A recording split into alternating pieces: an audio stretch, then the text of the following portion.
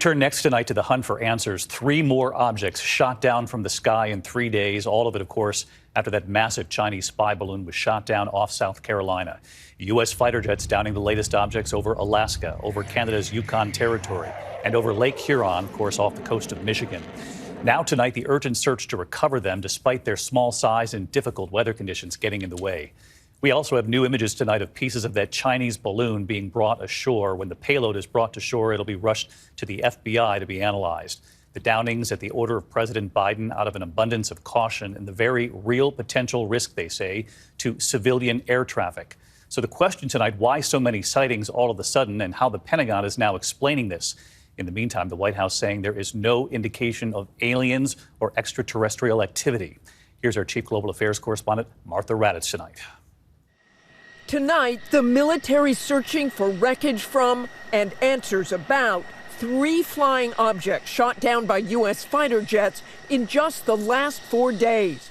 From Alaska, where pilots downed a slow-flying cylindrical object at 40,000 feet, to a remote area in Canada, where U.S. jets took aim at an object at a similar altitude, to Michigan, where an octagonal object was shot down over Lake Huron, flying at 20,000 feet. The Secretary of Defense reassuring the American people. These objects do not present a military threat to anyone on the ground. They do, however, present a risk to civil aviation and potentially an intelligence collection threat.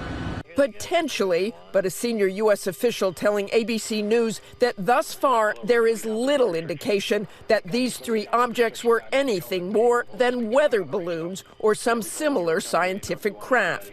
The White House saying they had no communication signals, no maneuvering or propulsion capability. Today, the administration acknowledging that NORAD, responsible for air defenses, adjusted its radars after the giant Chinese spy balloon swept across the U.S. 2 weeks ago. That may explain why they're now detecting more unknown objects in the sky. One of the reasons that we think we're seeing more is because we're looking for more. They have modified the filters and the gains, as we call it, of the radar capabilities to look more discreetly at high altitude, small radar cross section, and low speed objects. No wreckage from those 3 latest objects has yet been retrieved, so the U.S. still does not know exactly where they came from or for what purpose. But the White House putting one question to rest. There is no indication of aliens or terrestrial activity with these recent takedowns. But searchers have finally been able to lift a significant amount of the payload from the Chinese spy balloon from the ocean floor.